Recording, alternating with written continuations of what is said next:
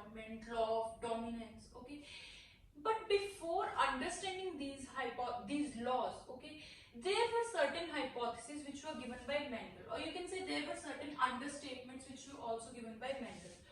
All these understatements, they combined, okay, to form all these three laws of Mendel's.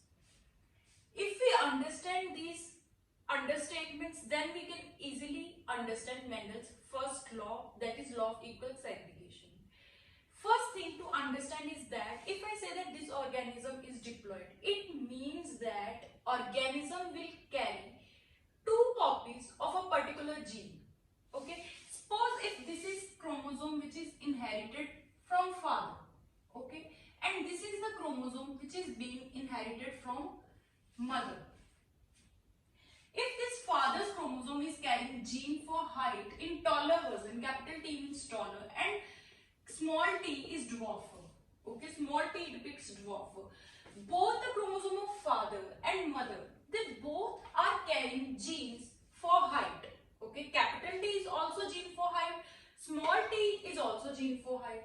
Although it is for taller version and it is for dwarfer version, but that thing is different. Okay, these are kind of recombinations which we will talk about later on. But the thing to understand is that there are two copies of single gene.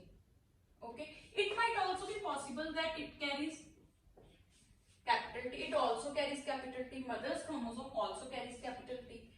Okay, so thing is that it is present twice. A single gene, that is gene for height, is present two times.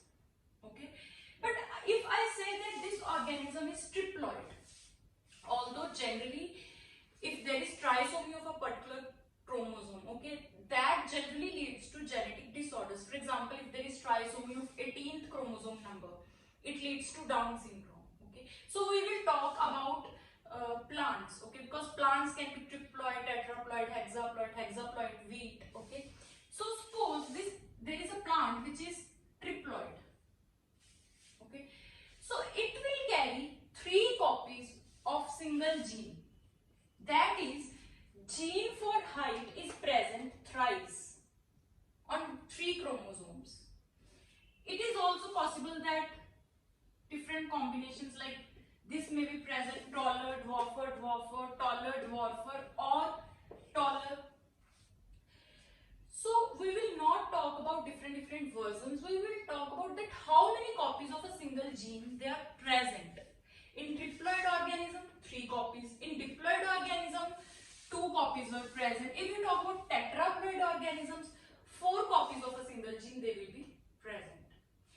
And these kind of chromosomes, okay, out of which one is inherited from father and one is inherited from mother. And not only that thing that they are being inherited from father and mother, okay, there is one more thing, that both the chromosomes they should carry genes for same character. If this is carrying gene for height, this will also carry gene for height at same position, or you can say at same locus. Locus means position only.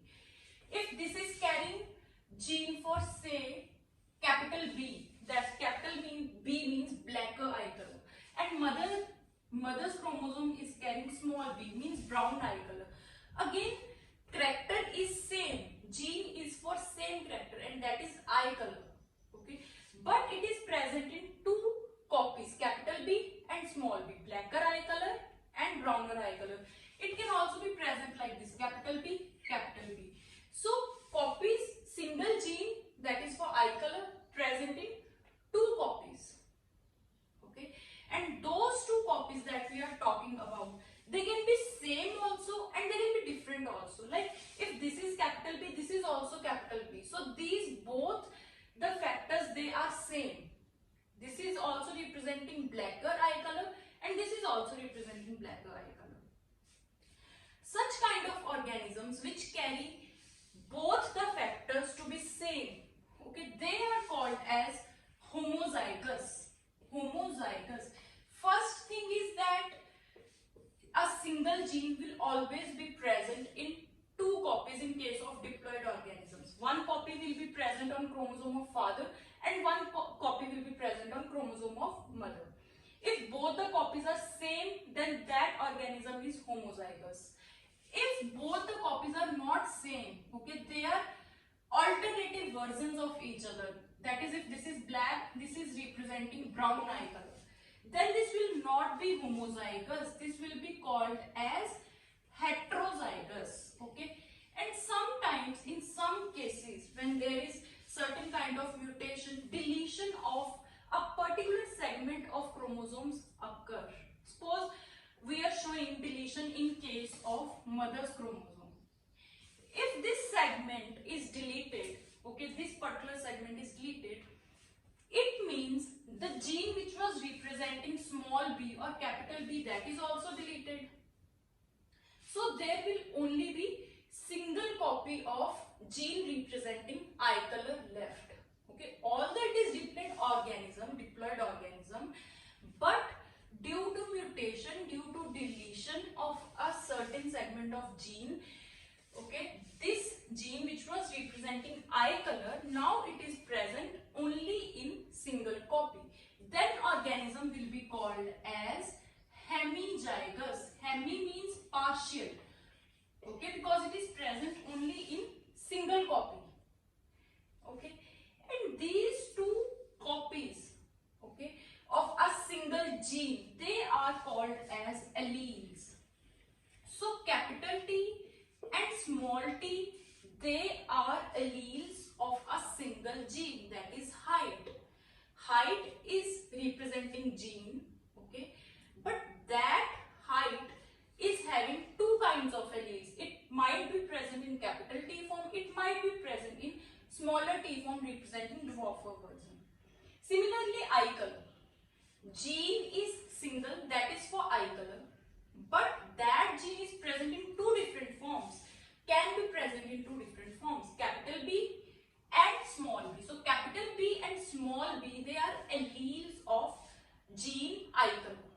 Capital T and small t, they are alleles of height gene, that is height.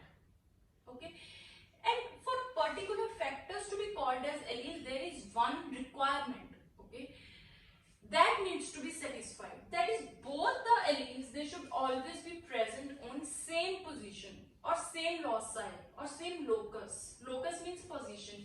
If capital B is present at this position on chromosome of father, small b or capital B, it will also be lying here only. It cannot be present here, okay, at different position. No, position of both the factors, or you can say alleles of a single gene, gene is eye color, that should be same. Only then we can call those copies to be alleles. So alleles are basically the two alternative versions of a single character or single gene. Homozygous if both the alleles are same. Heterozygous if both the alleles are different, capital B and small b. Hemizygous if one copy of a particular gene is deleted due to certain kind of mutation and only one copy is left, although that organism is diploid. Okay, so these things need to be, if I say that organism is tetraploid, okay, tetra means 4, it means that organism will carry 4 copies of a gene on 4 chromosomes also. Capital B, small b, on 3rd chromosome, like it can be present as capital B, on 4th chromosome it can be present as small b or capital B again. So different kind of recombinations will be present, but it will be present 4 times on 4 chromosomes, and all those 4 chromosomes, they will be called as homologous chromosomes.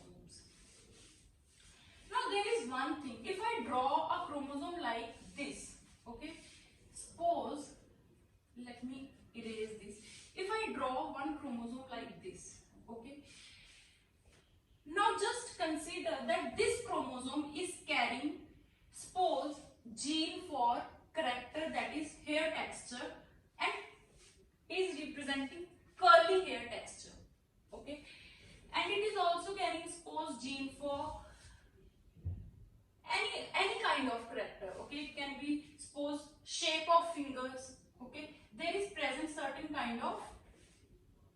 gene for certain character, can I say that this chromosome and this chromosome, they are homologous to each other, this one and this one?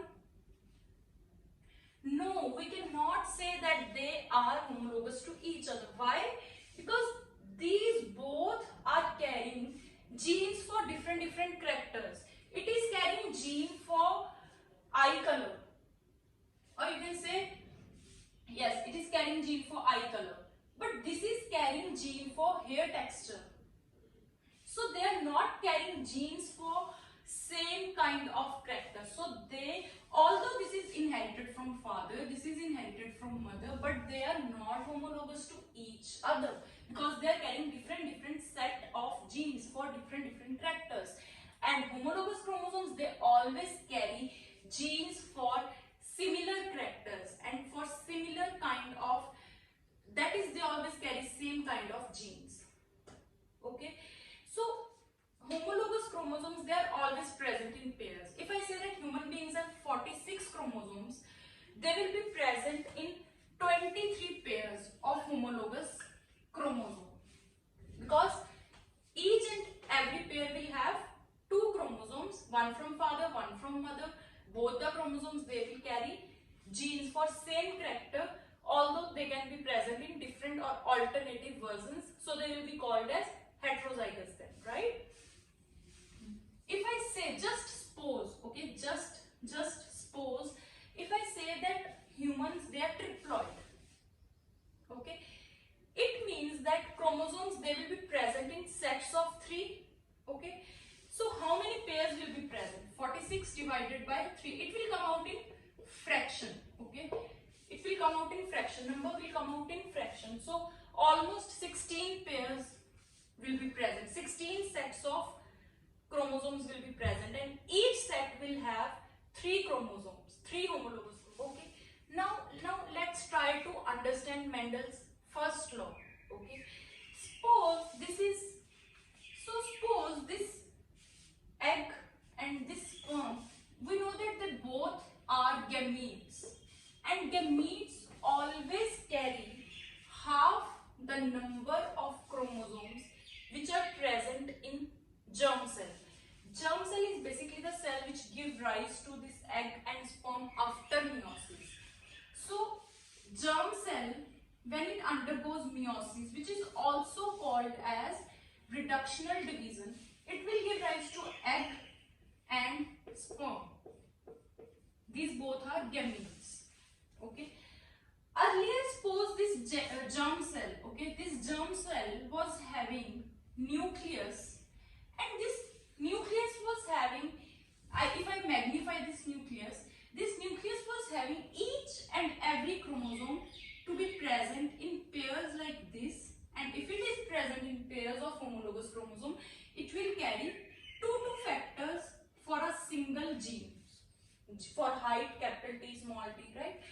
But when reductional division will occur in germ cell, okay, the number of chromosomes, they will be reduced to half.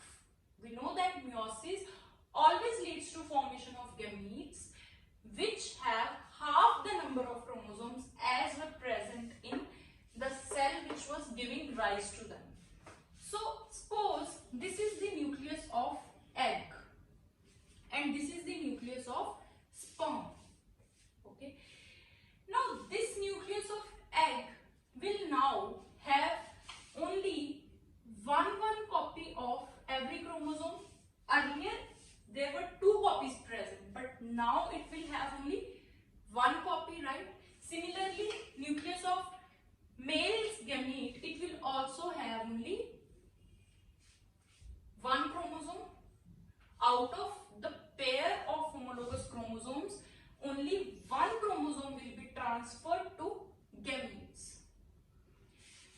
Earlier, if it was having capital T and small t in case of germ cell, okay, there is possibility that this single chromosome which is inherited, it can carry capital T, or it might be the chromosome which was carrying small t. Similarly, in case of male's gamete or sperm, okay, it is possible that out of complete pair of homologous chromosome, that chromosome is derived which is carrying capital T, or maybe that chromosome is derived which is carrying small t. Because at the end of this whole process, at the end of meiosis, only one chromosome is being transferred to nucleus of gametes out of that pair.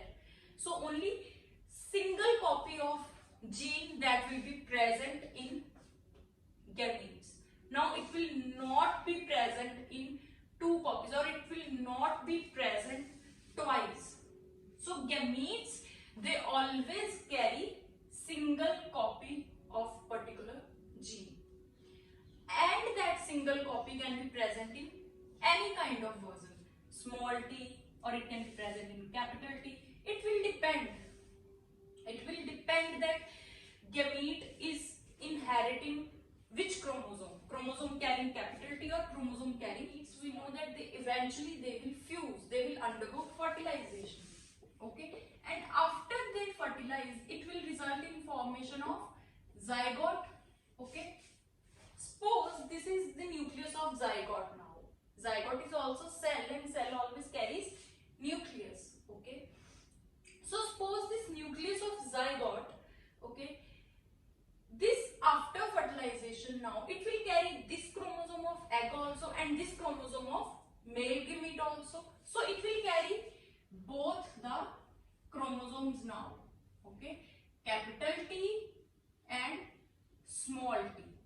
So this is the chromosome of which was present in egg, and this is the chromosome which was present in sperm. They will again get repaired, right? In zygote they will get repaired. So the alleles, they are again twice in number in case of offspring, right? They are again present in two copies. One chromosome is inherited from father and one is inherited from mother. So offspring is having now equal the number of chromosomes as were present in germ cells of father or mother, and which is right also, right? Because we want that every organism, they should have 46 chromosomes, every human being. We do not want that this number is not restored. Okay, so this number is restored after fertilization, and after fertilization the zygote which is formed, it again carries two copies of a single gene, that is capital T and small t, two copies. Okay, it can also be present as capital T and capital T. It will depend that which kind of chromosomes carrying which kind of genes they are fusing.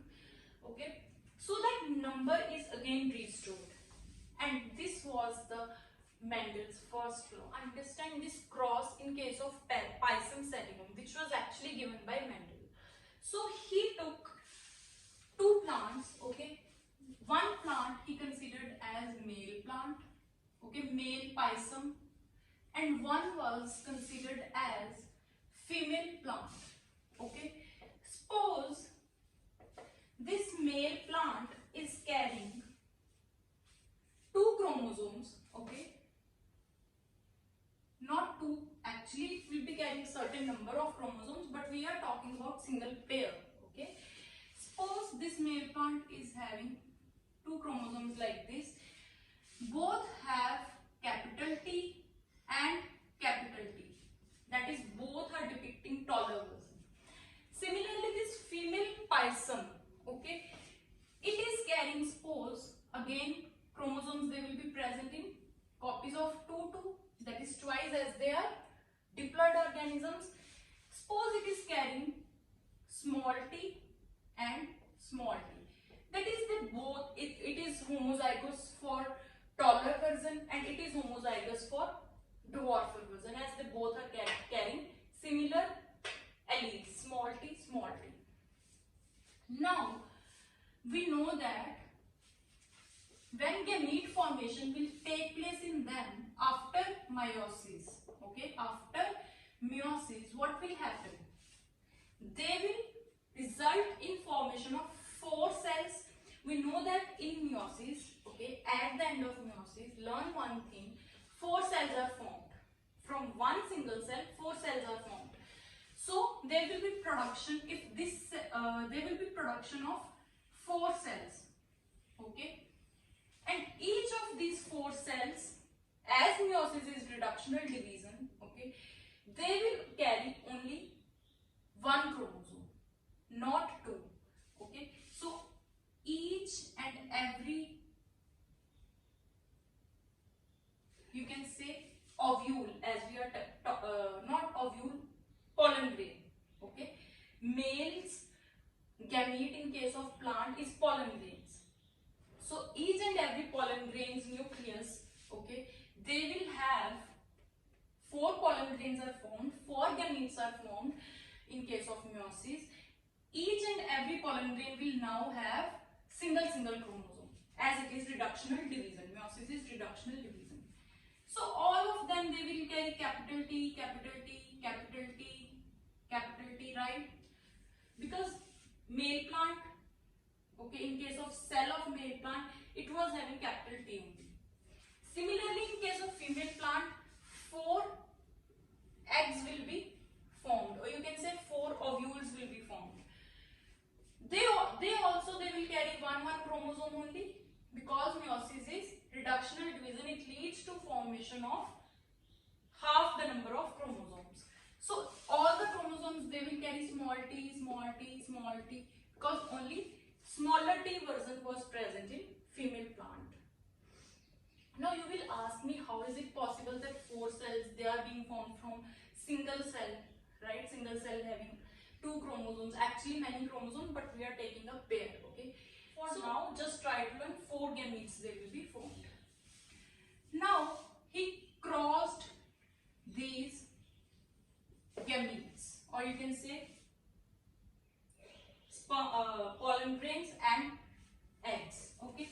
It resulted in formation of F1 generation. F1 generation, that means the generation which is formed first, okay, after crossing of these male and female plants. And all we know that after crossing there will be fertilization. Fertilization will restore the original number of chromosomes, which was 2, okay. So every offspring will now have 2 chromosomes like this, okay. And out of those 2 chromosomes, one will be inherited from father and one will be inherited from mother in every offspring, right? One will be inherited in every embryo. One is inherited from father and one is being inherited from mother. So the father one is carrying capital T, mother one is carrying small t. Similarly in this, capital T, small t, capital T, small t, capital T, small t. So what will be the phenotype of this F1 generation? It will be taller only, okay. Why taller? Because just cram one thing, that capital T is dominant over recessive T, okay.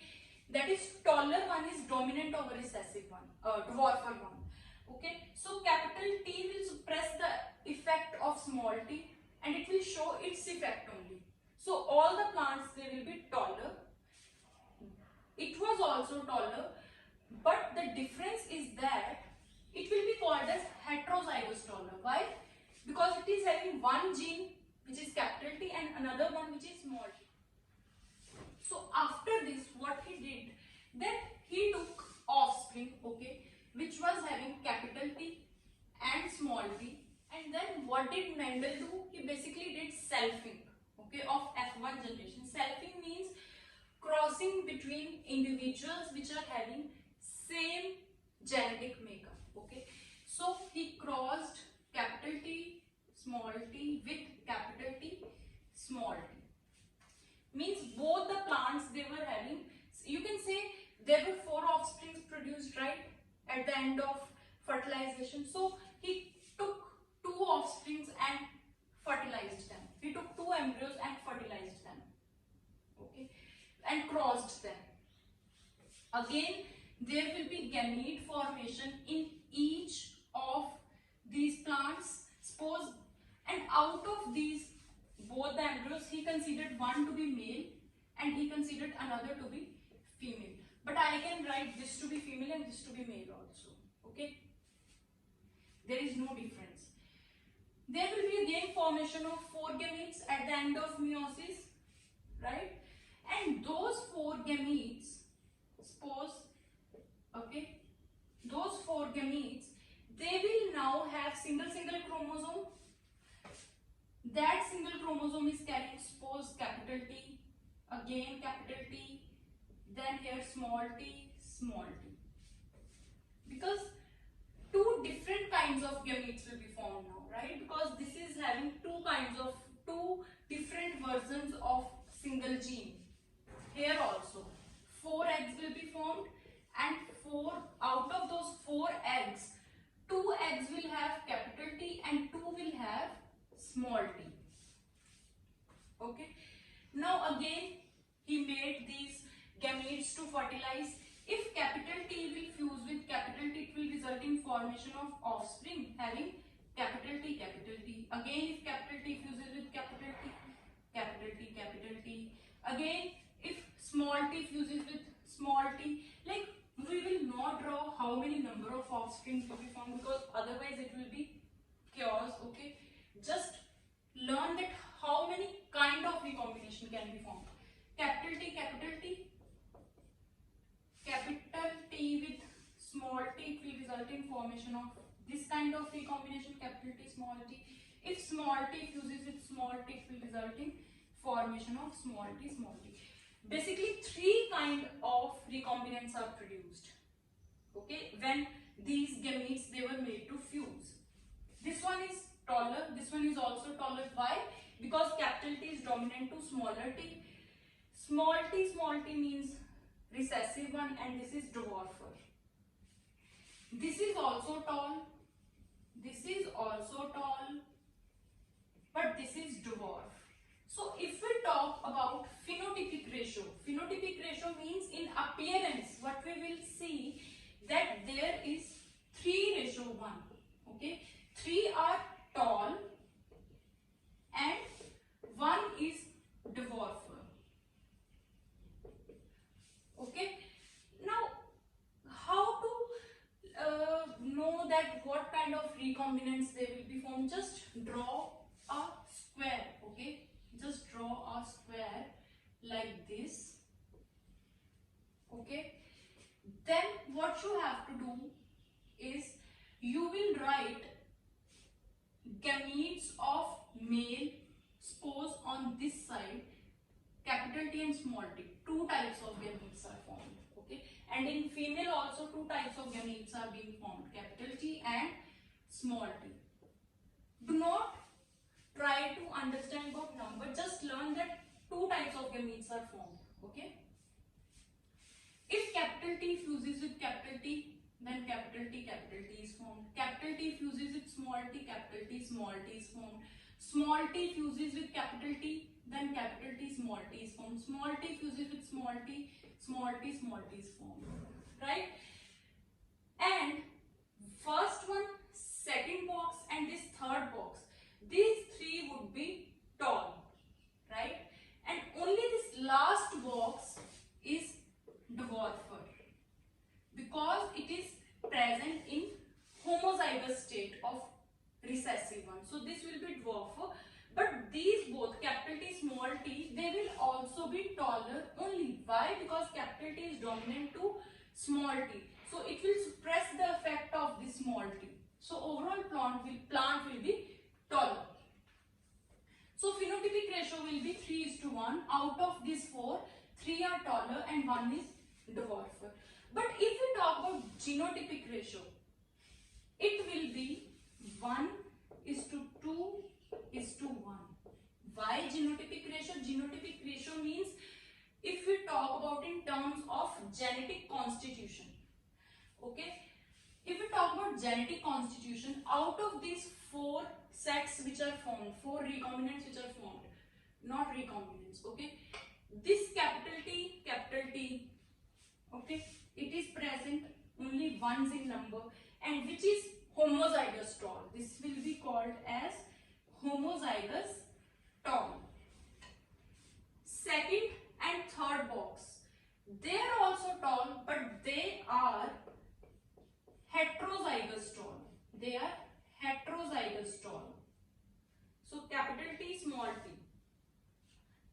small t is present only once, and this will be dwarf.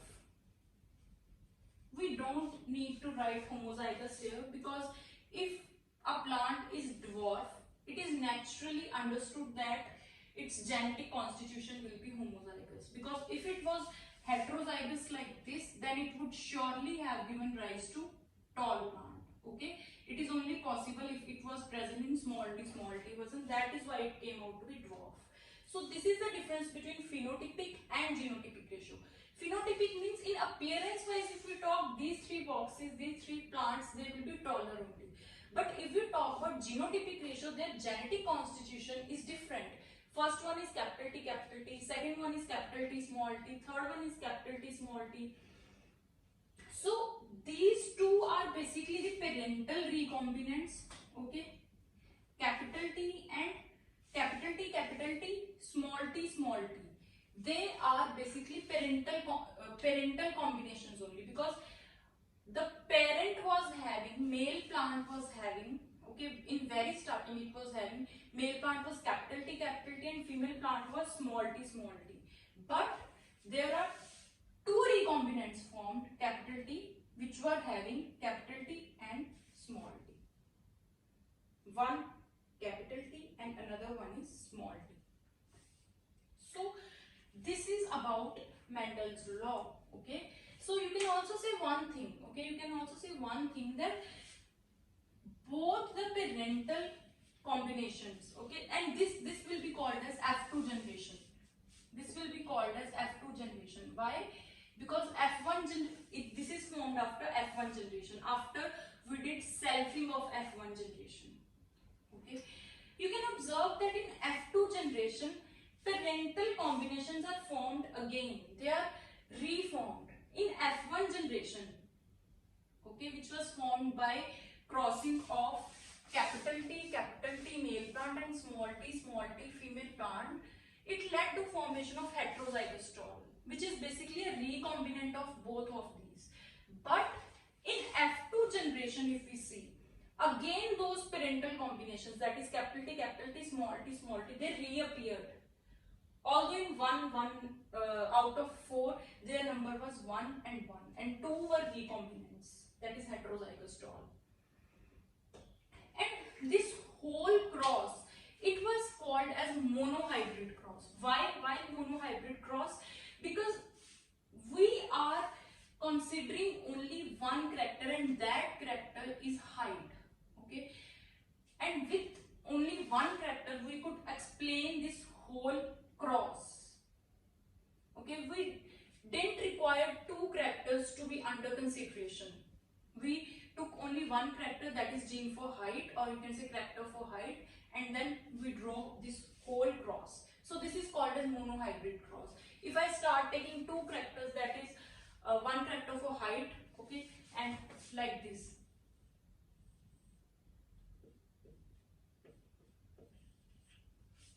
height and for eye color, and then if I cross male and female gamete and fertilize them, then it will be called as dihybrid cross. But we will utilize this dihybrid cross in law of independent assortment, that is Mendel's second law. So the statement was actually, I will repeat it again and I hope now you can understand it. Statement was that Mendel said that each and every diploid organism always carries, okay, 2 homologous chromosomes, and those 2 homologous chromosomes, they carry 2 copies of a single gene for a single character. But when there is gamete formation, the number of chromosomes will be reduced to half, and so the number of alleles, that will also be reduced to half. So gamete will acquire only 1 allele out of 2 alleles which were present in parental cells, okay? However, and gamete can carry either of both of alleles, that is, it can carry capital T or it can carry small t, right? And after fertilization, the number of alleles is again restored in offspring, okay? That is, it again became twice. Okay, in offspring it again became twice. However, in case of gametes, it was present like this. Only one chromosome with only one allele. That can be capital T or that can be small t. So this is all about Mendel's first law, and I hope your concept about this first law is little bit more clearer now.